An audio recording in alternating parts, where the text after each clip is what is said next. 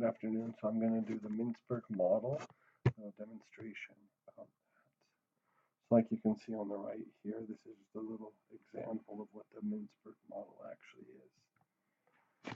So my police, actually a sheriff's office, the Jefferson Parish Sheriff's Office. I did a little bit of information about the Chief Deputy Sheriff.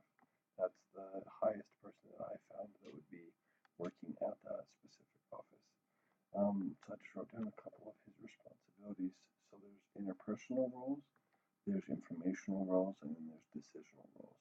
Throughout this presentation, I just break it up into these three sections and then give an example of how these certain roles apply to the chief at the Jefferson Parish Sheriff's Office.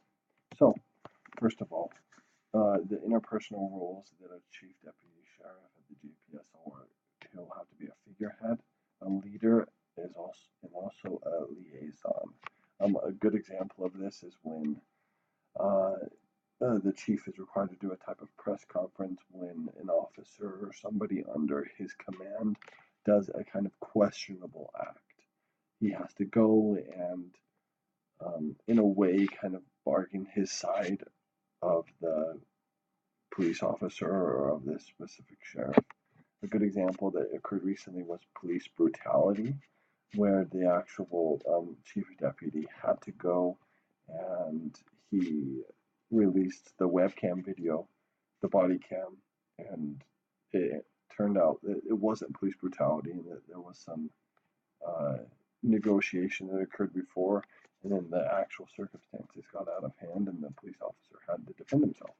So then next is an informational roles. So for the informational roles, the chief deputy sheriff, he's required to be a person that will monitor, kind of disseminate information to the people that work below him, as well as a kind of spokesperson for the sheriff's office. So a good example of this is when the chief does a public announcement inviting willing and eligible sheriffs to come work for JPSO.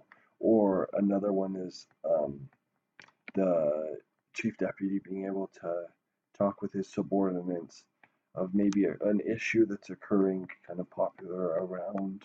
It could be inside or outside of the actual association or the office, just so that he can kind of conquer a regular issue that might be occurring.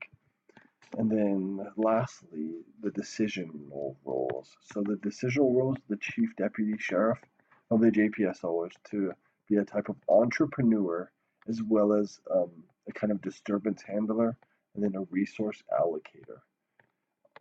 What I kind of learned from this is that if the chief deputy needs specifically more sheriffs in one area, he can kind of shift that resource into another place where his maybe city or his limits require more people.